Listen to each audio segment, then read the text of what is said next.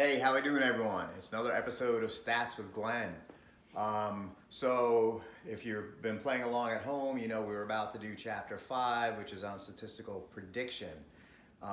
Unfortunately, since we met last, I got a memo from the dean, and it turns out that the content for this particular class, to count as a general education for the state university system, it's actually what we consider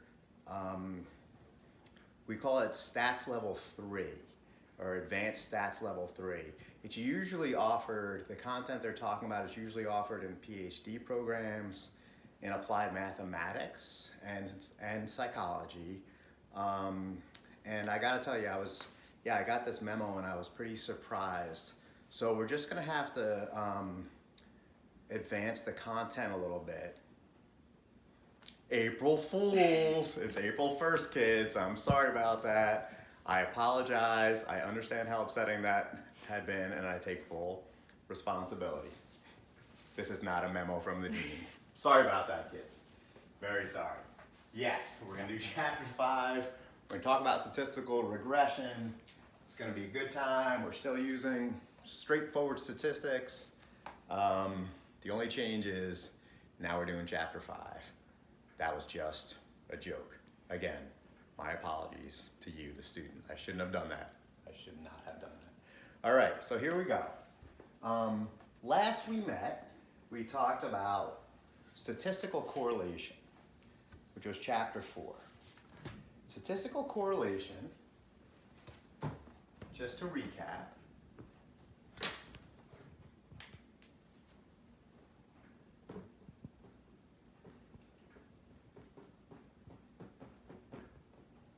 correlation looks at an examination or examines the relationship between two continuous variables.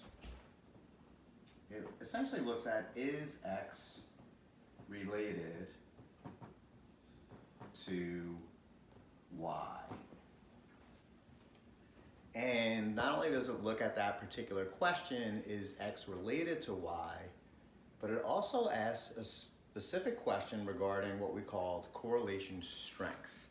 If so, how strong is the relationship?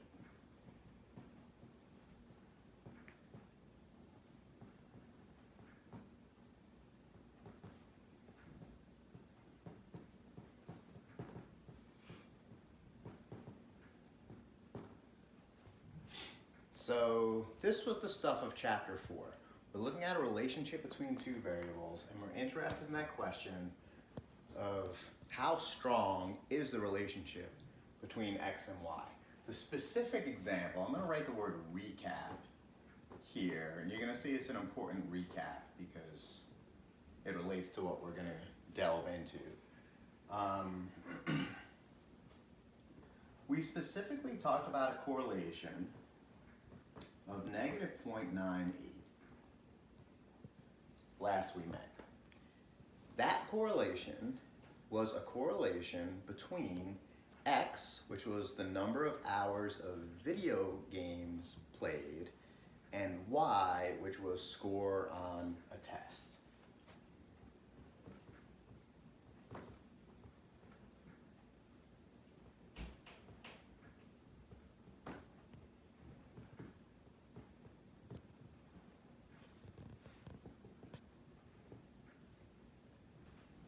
So X was amount of video games played and Y was test scores. The correlation was negative and it was strong. The fact that it's negative means that high X scores went with low Y scores. Someone who played a lot of video games did poorly on the exam. And complementary to that, someone who scored high on X, someone who played a lot of video games, did poorly on the exam, and someone who played few video games did well on the exam. So high X went with low Y, low X went with high Y. The fact that this correlation was of a magnitude of negative 0.98 means that was a very strong correlation. Remember, R goes from positive 1 with 0 in the middle to negative 1. and that is in terms of the strength of a correlation. So a correlation of negative 0.98, as we found here, is extremely strong. It is negative, but it is also close to -1.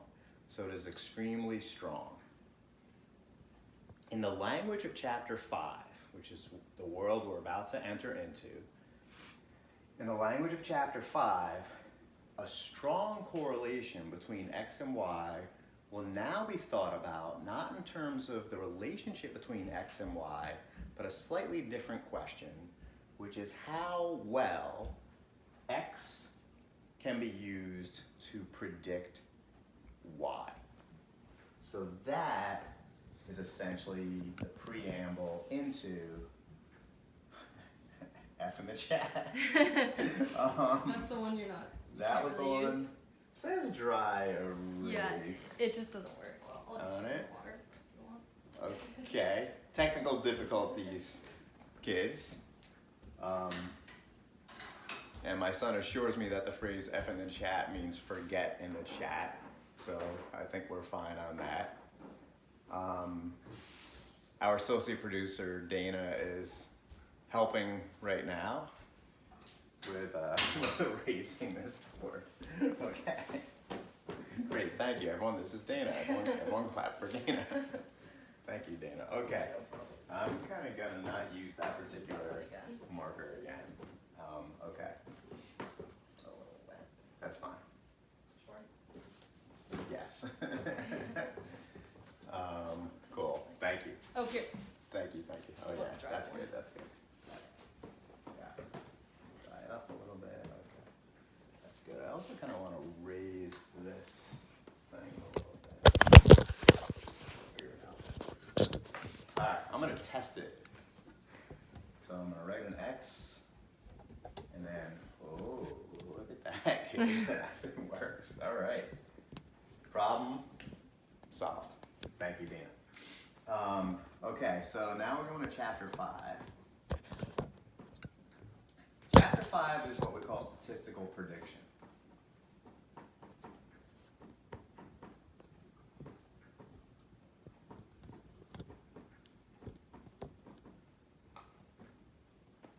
Statistical prediction is all about how well we can predict scores on one variable from scores on another variable, knowing the relationship between the two variables.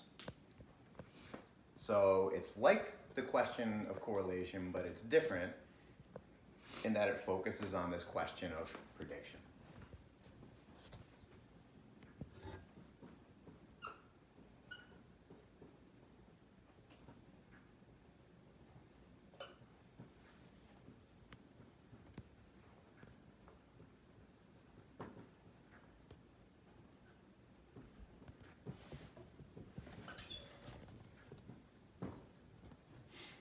Very basic question is how well do scores on X predict scores on Y? The specific statistic that we're going to be going over with this is officially called regression.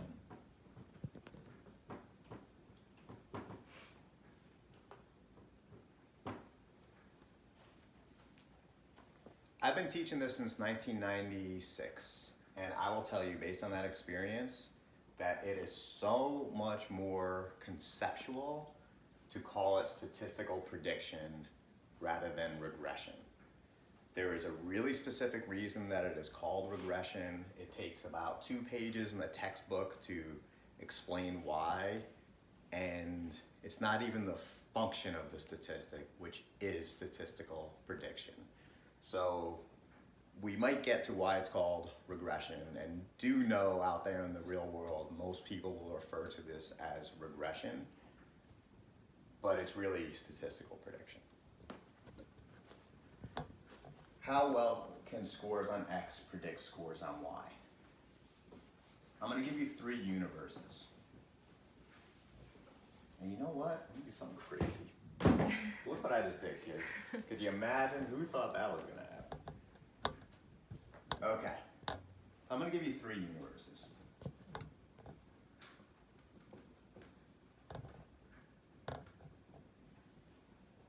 I'm going to give you RXY equals negative 0.98. I'm going to give you RXY equals 0. And I'm going to give you this, RXY equals positive 0.98.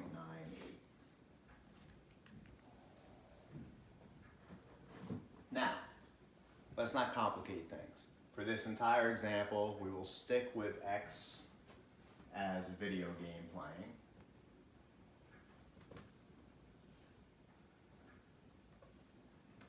And we will stick with Y as test score.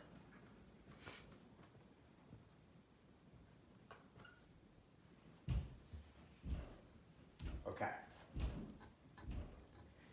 You can ignore that noise, by the way. My son Andrew has been adding a huge exercise regimen to his life, and I think that's what he's working on right now. So I don't want to interrupt that. Anyways, here are 3 universes.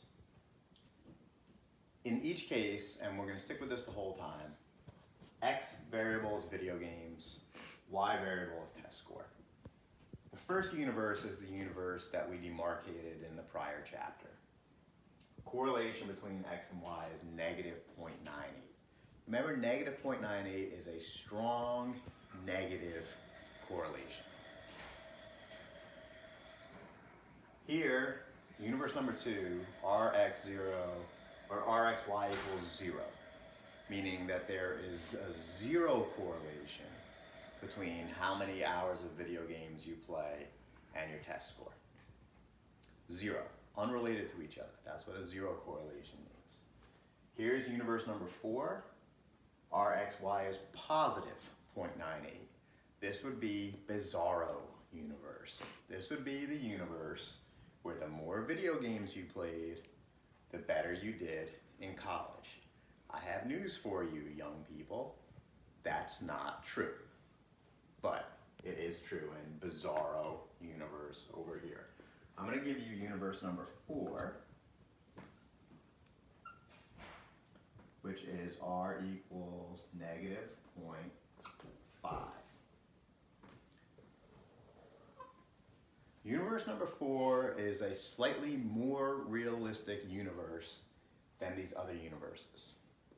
Here, we still have a negative correlation between X and Y, as with that first correlation, but it is a correlation of negative 0.5. So it is not 0, it is not close to negative 1.0 or perfectly strong, it is in between. It is moderate in strength, which is much more typical of real relationships out in the real world. So here's, I say 3 universes, well, let's make this 4 universes. And the question now is going to be, in which universe is video game playing predictive of someone's test score? The answer, based on the information that you already have, is found in the strength of the correlation. And to demonstrate that, let's start with the weakest correlation. So here's a correlation of 0. In this universe, the amount of video games you play is completely unrelated to your test score. So here's X, here's Y. This is a correlation of 0 right here. High scores on X could go with high scores on Y, medium scores on Y, low scores on Y, and vice versa. It's a complete 0 correlation. In that universe, if you were going to predict someone's test score, and I said, hey, I have information about that person, I can tell you how much that person plays video games, in that universe, would you want the information about the video games in making that prediction? In that universe, the answer is no, because there's 0 relationship between the 2 variables. X is 0 predictive. If there's no relationship between X and Y, that means X is 0 predictive of Y. Let's take a look at bizarro universe. In bizarro universe over here, that is a strong positive correlation. This is about like this. Strong positive correlation. In bizarro universe over here, the more video games someone plays, the higher his or her score on the test is, and the less video games, the lower that person's score is on the y variable. Like I said before, that's not true, first of all. That's not how the world really operates. You should study if you want good grades, not play video games. But secondly, let's step back and think about this question. In this universe, is amount of video game usage predictive? Again, in this universe, is it predictive of your test score? And the answer is actually yeah. In that universe, you would want to know how much video games someone played because it's strongly related to that person's test score. There's an almost perfect relationship between the variables. Similarly, and I'm going to even say identically for our purposes now, think about universe number 1, which is the universe we started with. Correlation between x and y of negative 0.98. Notice in universe 3 is positive, in universe number 1 it's negative, but it doesn't matter. For the purposes of the strength of the relationship, the positive and negative signs are irrelevant. In universe number 1, I'll draw a little scatter plot here. It looks like this. And that's actually the scatter plot that we got from chapter 4, if you recall. It's a strong negative correlation. In that universe, I would want to know how much the person played video games in predicting that person's test score because they're strongly related to each other. It's useful information. Again, when the correlation is 0 or close to 0, it is not useful information, but when that correlation is close to 1 or negative 1, then X is very useful in helping us predict scores on Y. Finally, let's take a look at a realistic kind of situation. Correlation between X and Y of negative 0.5. This is about a correlation of a negative 0.5. You can see that it's generally negative. You can see it has a generally negative slope. There's a lot of dots that don't really conform to the line. The dots are a little bit all over the place. This is a much more realistic, real-life kind of correlation that you might actually run into. The strength is indicated by the fact that it is 0.5. You remember correlation can go from negative 1, negative 1, positive 1, with 0 in the middle. Here we have negative 0.5. So negative 0.5 is like a weak or a moderate negative correlation, is what we're looking at. So let me ask you this. In this case, would you find it useful to have information about the amount of video game usage in predicting the student's test score? And I'll tell you what the answer essentially is. The answer is yes, you'd want that information because there is a relationship between X and Y. So X is going to be somewhat useful in predicting Y. However, B, it's not super predictive. It's not predictive the way it is in universes 1 or 3.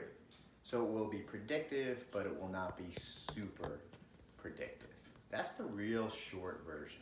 So the size of the correlation guides the effectiveness of the prediction, or of the statistical prediction.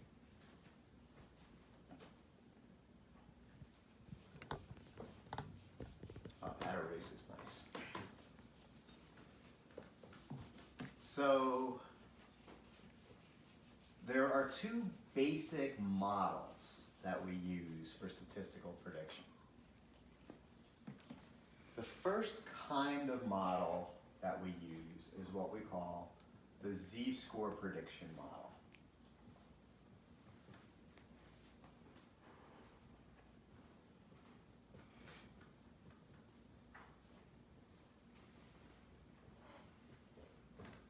The z-score prediction model allows us to predict y-scores from x-scores, knowing the relationship between x and y.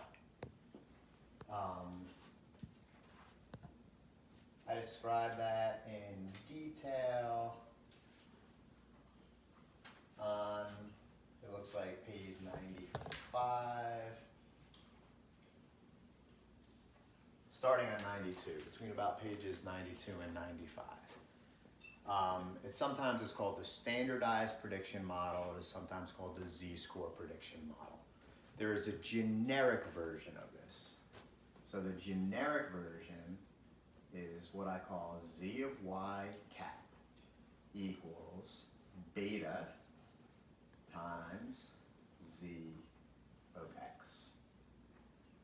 Okay, so this formula right here, z of y cap equals beta times z of x, is a formula, it's a generic formula for predicting z of y scores. So for the z-score prediction model, and later we'll get into what we call the raw score regression model, but for the z-score prediction model, we are predicting y-scores in their standardized or z-score format. Remember I told you z-scores are going to keep coming back throughout the entire course? So here they are again. The good thing about the z-score prediction model is it puts the x variable and the y variable on the same scale as each other. It puts them both on a z format or a z scale. This little cap, so you can imagine it's like a cap or like a hat. That little cap means predicted. So from a statistical nomenclature or symbolic perspective, the cap means predicted. So a predicted z, this essentially means a predicted z of y, a predicted z-score on the y variable. Remember, this is all about statistical prediction. So how can I figure out a predicted z-score on the y variable? It's going to equal something I'm going to call beta, which I'll explain to you, times a particular z of x.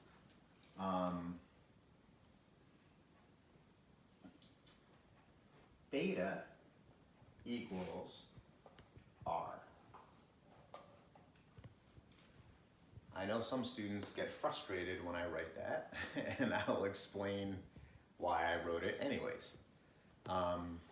In statistical prediction, we have multiple scenarios. The simplest scenario is where you have two variables, x predicting y. In that case, the best weight, or what we call beta weight, used to predict z-scores on y from z-scores on x is the correlation between x and y. So if you only have two variables, the beta weight equals the correlation. However, when you do get into your more advanced stats, and I know you will one day, when you take graduate level stats, etc., you'll run into situations where you have more than one x variable, where you're trying to predict an outcome variable from multiple x variables or multiple predictor variables. In those cases, beta, also still called the beta weight, is not equivalent to r.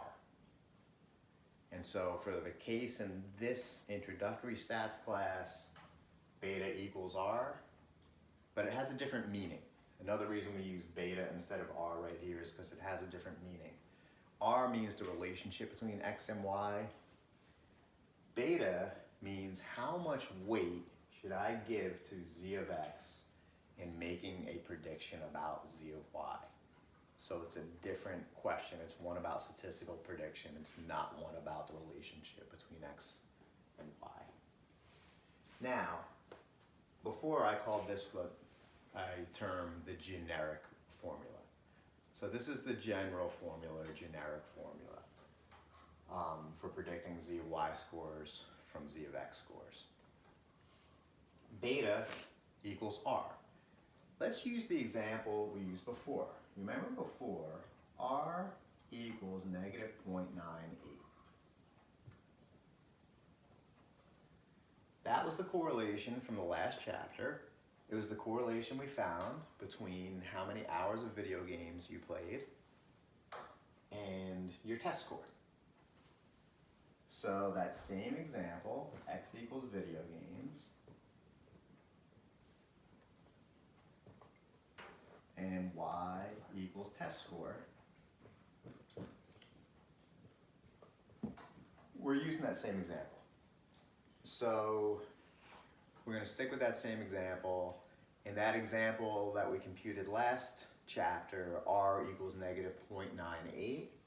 So beta, in this case, equals negative 0.98.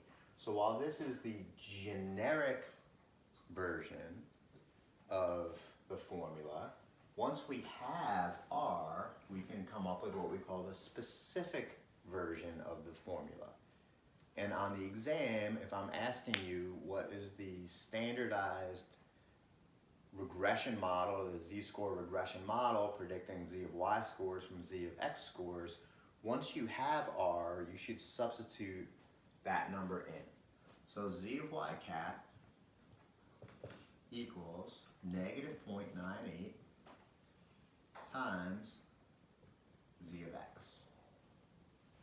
This here is the specific model, the specific formula used for predicting Z of Y scores from Z of X scores. This is mathematically our best model to figure out someone's test scores knowing someone's video game usage. So here's an example.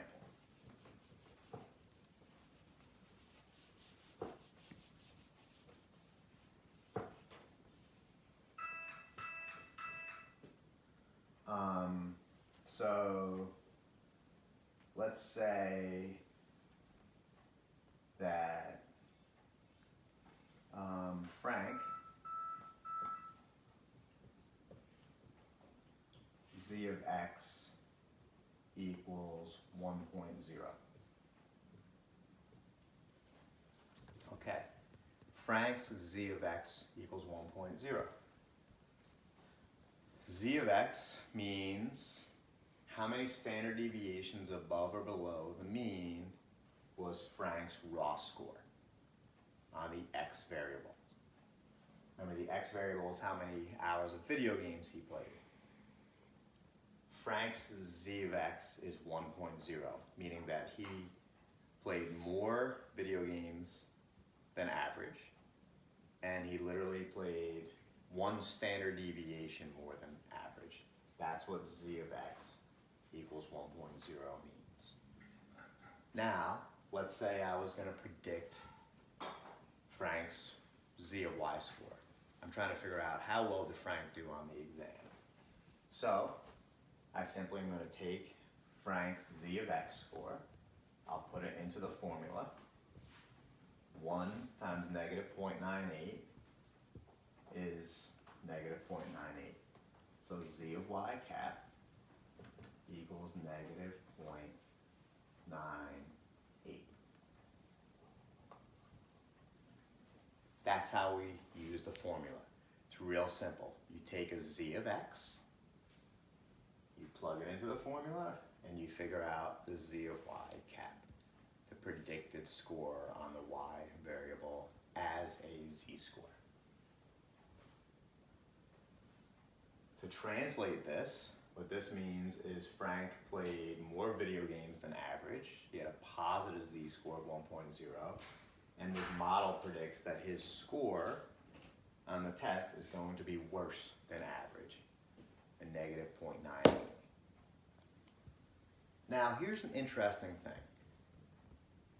You'll notice that the z of negative 0.98 is close in absolute value to the z of x. So this has an absolute value of 1.0, this has an absolute value of almost 1.0, negative 0.98, but not quite. And so this is literally where the term regression comes from. Based on how strong the beta weight is, the regression will make a prediction. The statistical process will make a prediction. It kind of says that your z of y cap, it kind of says how extreme was z of x, and it's almost like it goes as far as z of x was, and then it regresses back toward the mean. It kind of says, let's see how strong the beta weight was, and if beta is strong, we can kind of hang out there, and z of y cap can maybe be as far or as extreme as z of x. But if beta is close to 0 and is weak, then it kind of says, well, why don't we come back in our prediction of z of y cap toward just the average for the y variable.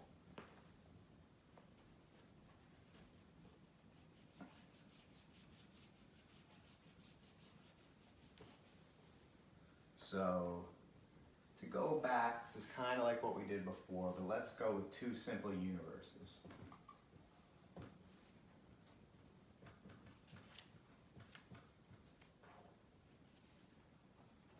One, z of y cap equals negative 0.98 z of x, and B, z of y cap equals 0 times z of x.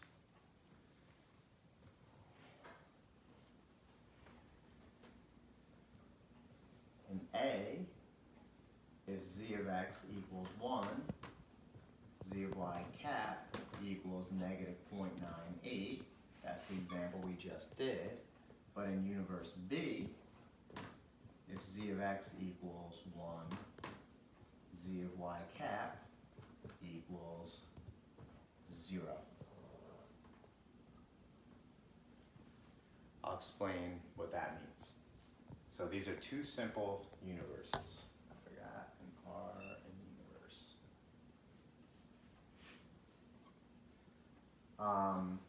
Here, the example that we're going with, beta weight is negative 0.98. That's really strong. It's very close to negative 1.0. It's an almost perfect relationship between x and y. So if we plug z of x of 1 into this formula, into that model that we're using, then z of y cap equals negative 0.98. It's almost as extreme as the z of x. Z of x is 1.0, a full standard deviation from the mean for x. Z of y cap is negative 0.98, almost, not quite, but almost a full standard deviation from the mean for the y variable. Because that's a really strong relationship. When you have a really strong relationship, your predicted z of y score is going to be almost as extreme as your predicted z of x score is. However, if you have what they say in Yiddish, bupkis, that's one of my favorite words right there. If you have bupkis, if you have a relationship of 0 between x and y, if z of x is unrelated to z of y, then no matter what you put in for z of x, it's going to be times 0, and your predicted z of y is always going to end up being 0. So in this case, for B, for z of x, I put in 1, just like I did for the other example. But now, because the formula has a beta weight of 0, z of y cap equals 0. What z of y cap equals 0 means is that your formula is saying you have no predictive ability whatsoever. Since there's a relationship of 0 between x and y, x is not at all helpful in you predicting y. And the best prediction that you can make for y is a z-score of 0. What does a z-score of 0 mean? A z-score of 0 means the mean for the y variable. So if you know nothing else about y, your best prediction about that person's z-score on y is going to be the mean for y, which has a z-score is 0. So that's what we have in this particular case. As your beta weight goes closer to 0, your z of y cap is going to be closer to 0 also, which means your formula is saying just predict the mean of y. Don't even concern yourself with x. X is not useful in helping you predict y. Forget x, go with the mean of y. Whereas as your beta weight gets closer to either 1 or -1, suddenly your model's saying, that's pretty useful information. Let's predict that z of y cap is actually going to be pretty similar to z of x. So that's how the standardized regression model works. As your beta weight gets closer to 0, your predicted z of y score is also going to be close to 0, meaning close to the mean of y. Who cares about x? As your beta weight gets closer to either 1 or -1, your z of y cap, your predicted score on the y variable as a z-score, will start to be almost as extreme as your z of x score itself. So whether x is predictive or helpful in predicting y totally depends on the strength of the correlation between x and y.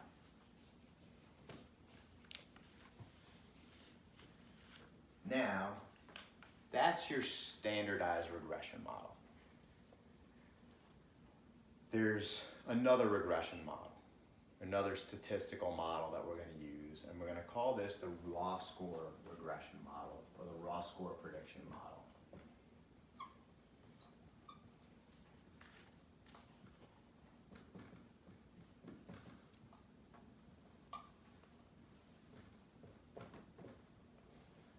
The raw score prediction model.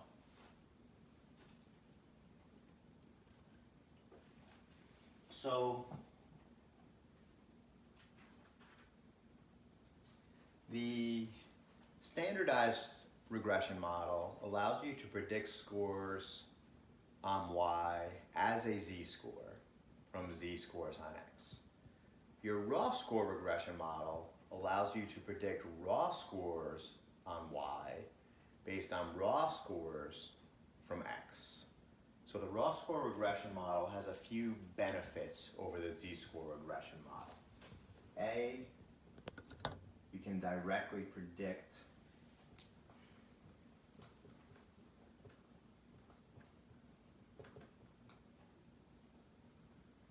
raw y scores.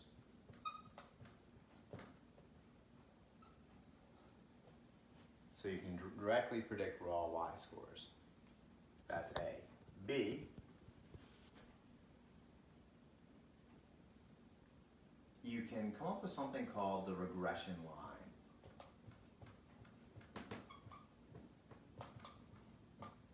The regression line is a line that goes over your scatter plot that best matches your predicted scores. So you can actually look at that line, and that line is a graphical representation of your predicted scores. And finally, we can come up with something called R square, which is an index of predictive efficacy.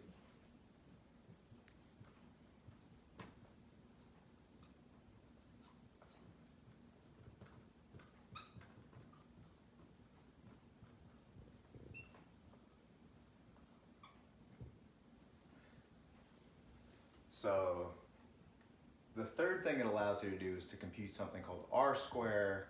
We're going to compute that. That will be the final computational part of this chapter. And R-square is an index of predictive efficacy. How efficacious or how effective or how useful is your model in predicting scores on your outcome variable. So the raw score prediction model allows you to do all of these things.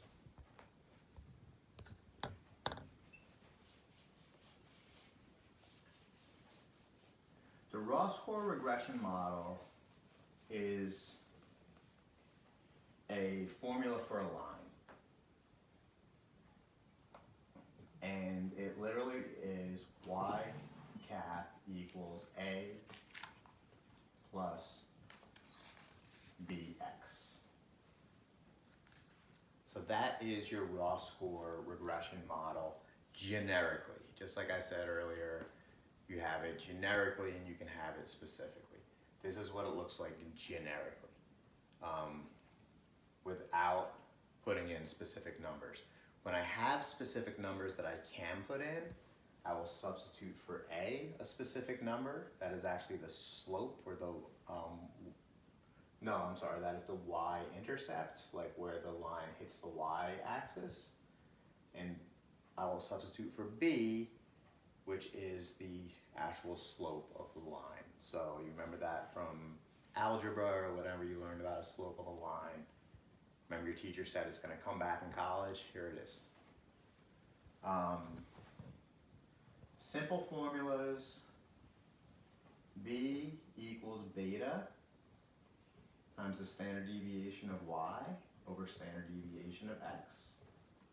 And a equals mean of y minus b times the mean of x.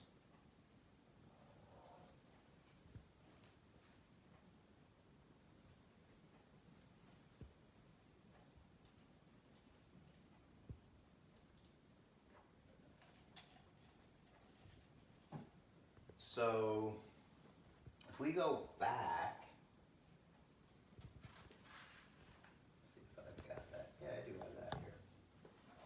When we computed the correlation between x and y, which we did in chapter 4, remember we found that r equals negative 0.98.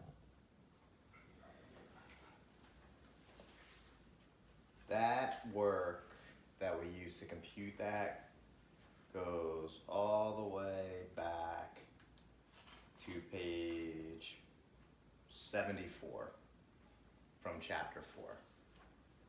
I'm not going to mess with a new example. I'm not going to mess with new numbers. We're going to use the same numbers.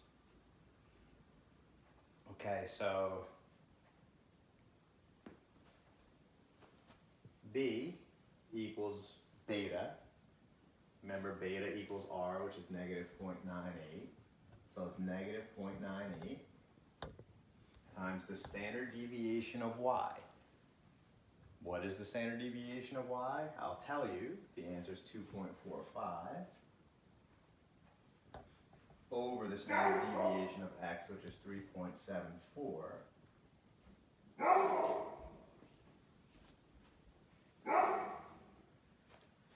Those numbers came from the work we did in chapter 4. So don't look at those and be like, where the heck did those numbers come from? Go back to chapter 4. Remember that we computed the standard deviation for x, we computed the standard deviation for y. And this beta ends up being negative 0.64. Or, I'm sorry, b. So b is the raw score slope for the linear equation, negative 0.64. A equals the mean of y minus b times the mean of x. The mean of y is something from chapter 4, so you're going to have to flip back, but the average for that variable was 5. So this equals 5 minus, I'm going to do a lot of brackets here, kids, negative 0.64 times 4 equals 7.56. Okay, the mean of y and the mean of x are pieces of information that came from chapter 4. Again, the mean of y was the score, the average for the test scores, and the mean of x was the average for the video game playing. When we put this all together, y cap equals 7.56 plus negative 0.64 times x. So if you're asked for the raw score regression equation predicting scores on the test score based on scores on video game usage, this right here is the equation, your mathematical best equation. And you remember that formula, that model, allows you to do several things, including to create the regression line and create an index of predictive efficacy. So first let's start with the regression line.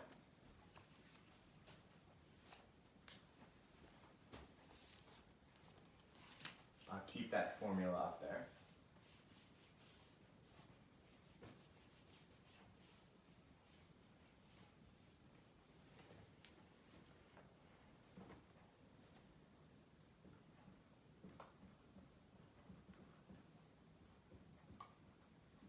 The regression line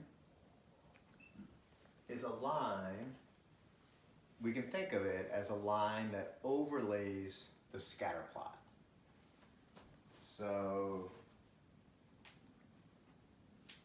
the first step in the regression line is going to be the scatter plot.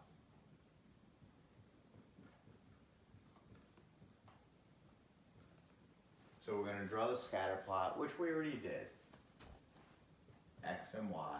We did this in the prior chapter.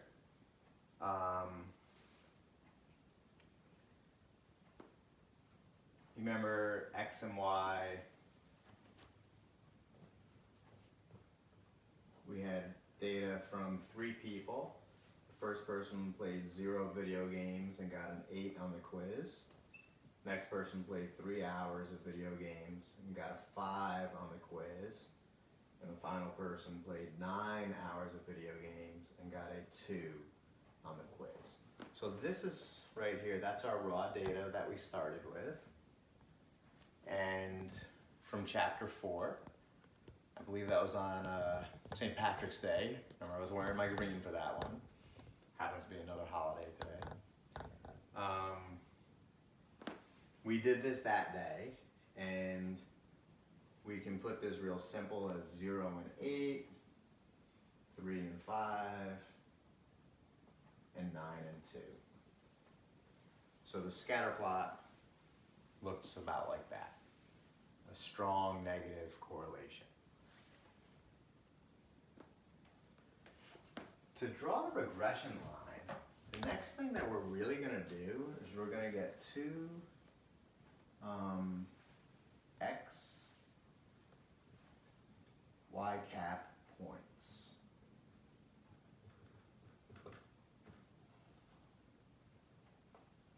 So you remember, a cap means predicted score. And we can get any 2 x, y cap points that we want. I'm just going to put these both on scales of 0 to 10. Once you get 2 points, you can make a line. I'm going to choose 2 points that are on the scale here, and you just pick any 2 x points. So I'll pick 0, and I'll take that 0 and I'll put it into my equation, my regression equation. 0 times negative 0.64 is 0, plus 7.56 is 7.56. So my first point, 0, 7.56, I'm going to mark it with an X right there. And then I'll put in the number 10. 10 times negative 6.4, I'm finally getting my handy dandy calculator out, is negative 6.4.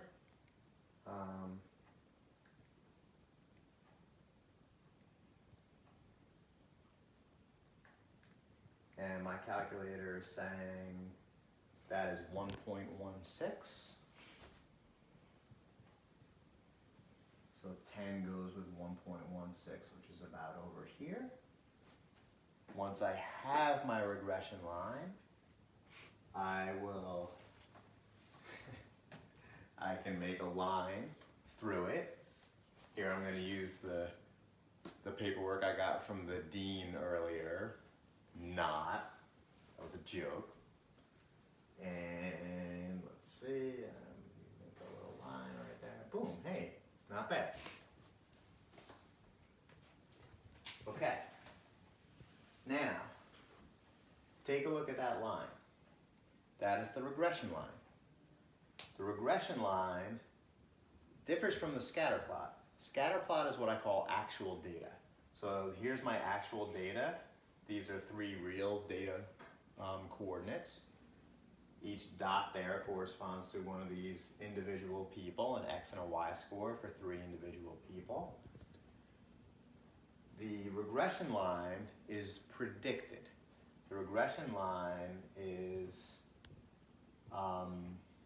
what those scores are predicted based on the regression. It doesn't know, it has no idea if it's good or bad, it has no feelings, but what you can do first is you can eyeball it. So remember we talked about that phrase eyeballing. How close is my regression line to my actual scatterplot dots? I would say the answer is pretty close. And in fact, here's a comparison that we can think about. Do you remember the mean for the y variable was 5?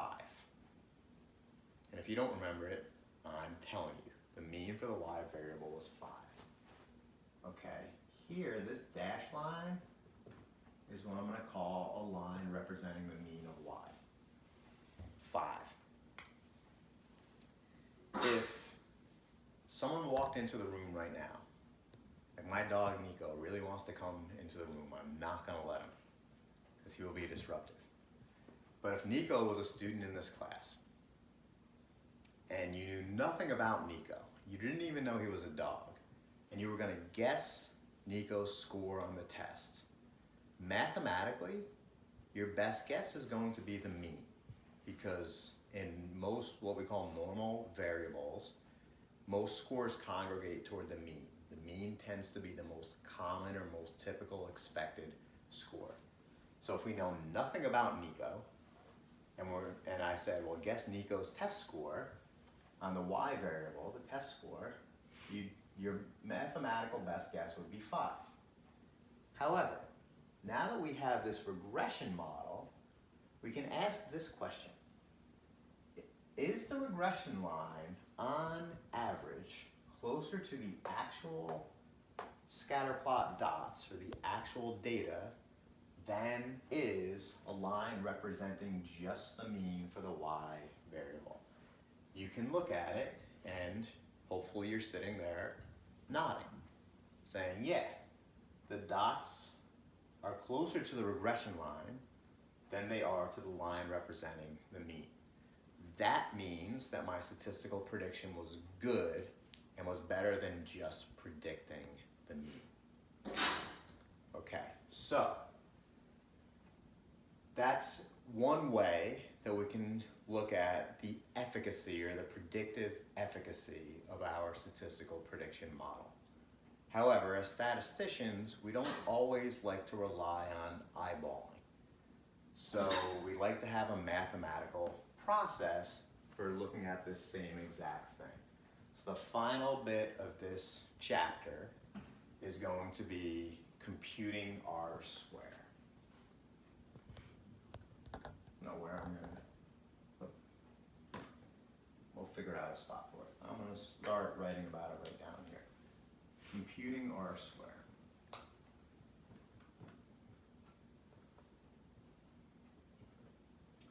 R squared. It's a lot of words, kids.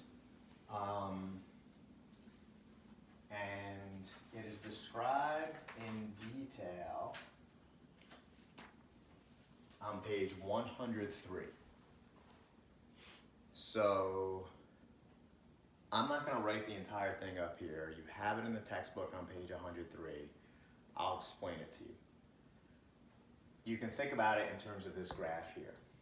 R square is, and if you want to slow down and rewatch me saying this, that might not be a bad idea.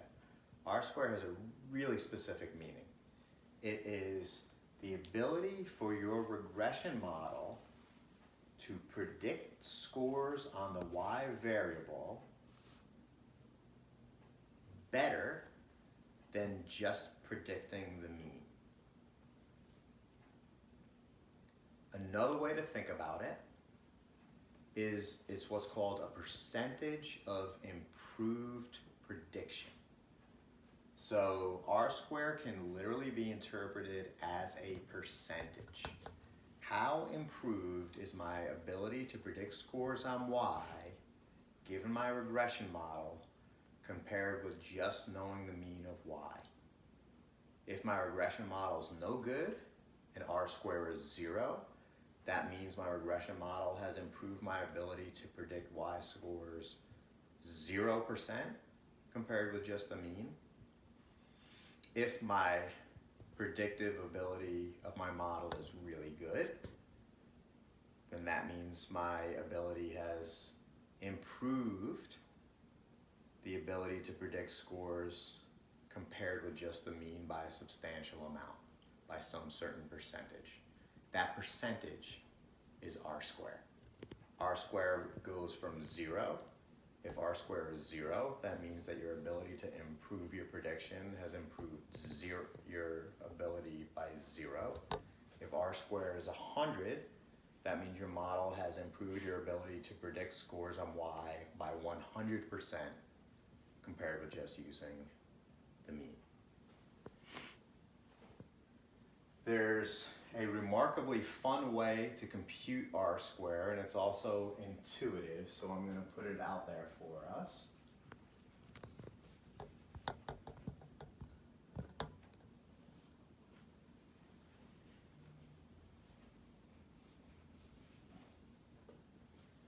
Okay, so here's how we compute R square. First, I'm going to give you kind of the end game. Okay, so R square equals what I call SST minus SSE divided by SST. Okay, let me explain to you what each of those terms means. So this is the end game. This is the formula for R square. It equals SST, which is the sum of the squared deviation scores total for the Y variable. I know it's a lot of words, but that's what SST means. Minus SSE. SSE is what we call an error term. It is your error in prediction. Sum of the squared error terms. How off is your prediction? Divided by SST, or the sum of the squared total scores for the Y variable. So it's like looking at your total amount of variability, you're subtracting out the variability due to error, and then you're dividing by your total amount of variability in the Y scores. So here's a little trick. SST equals SSY. My dogs are barking crazy at a helicopter, kids. There's nothing I can do about it. SST equals SSY. If you go all the way back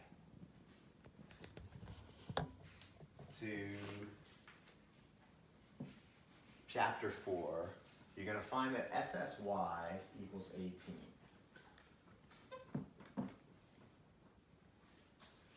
Now, remember what SSY is. This is from almost like 100 years ago now. SSY is the sum of the squared deviation scores for the y variable. So when we computed the sum of the squared deviation scores for y all the way back, I think it was chapter 4, when we did that, we got sum of the squared deviation scores for y equals 18. You might not have cared about that at the time. I don't even think I cared about that at the time, but it's back because it is SSY equals SST. All that means is SST just means the total amount of variability in scores for the y variable. So that's why SST equals SSY. I'm putting that stuff up there just to help us anticipate. Those are things that we're moving toward. Okay, so here's how we compute R squared.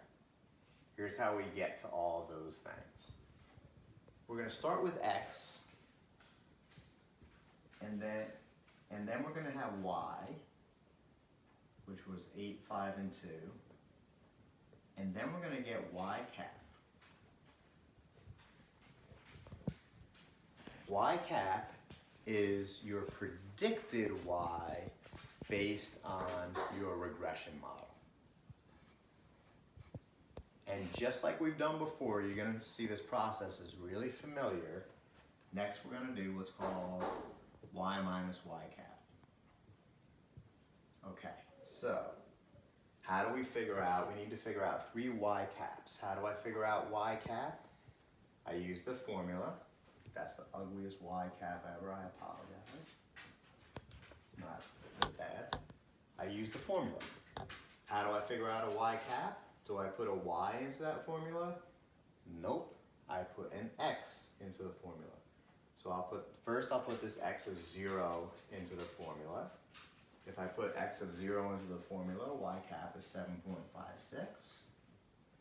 If I put an x of 3 into the formula,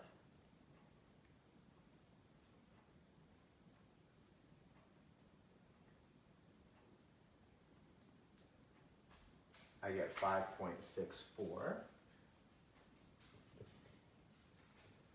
And if I put this x of 9 into the formula, I get a y cap of 1.8.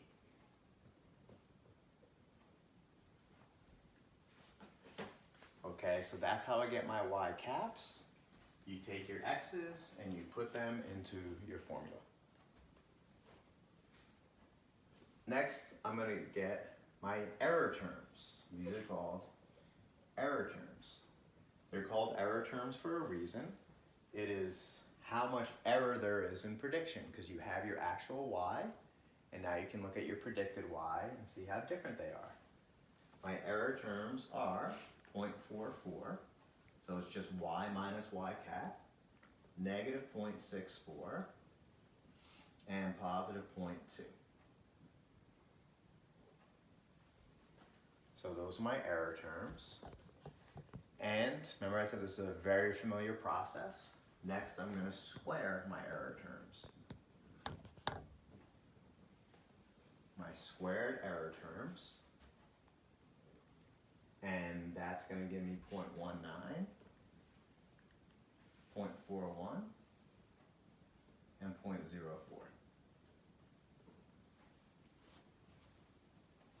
Squared error terms. I'm going to sum those to get SSE.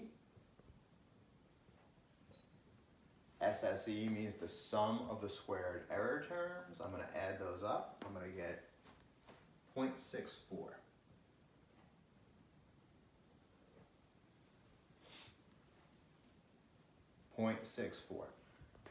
This is one of these numbers that doesn't mean anything in a vacuum. It needs to be thought of in context. And this formula, SST minus SSE divided by SST, puts it in context.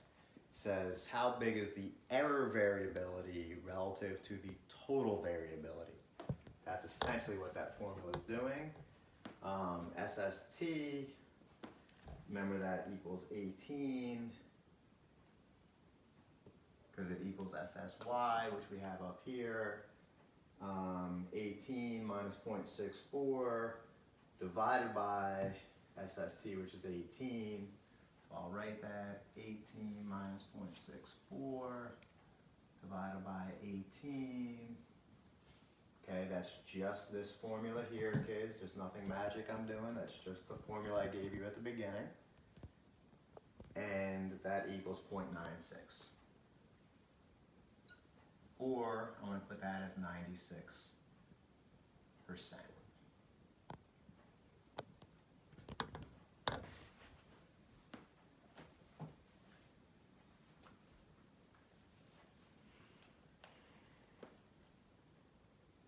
(96% equals R squared.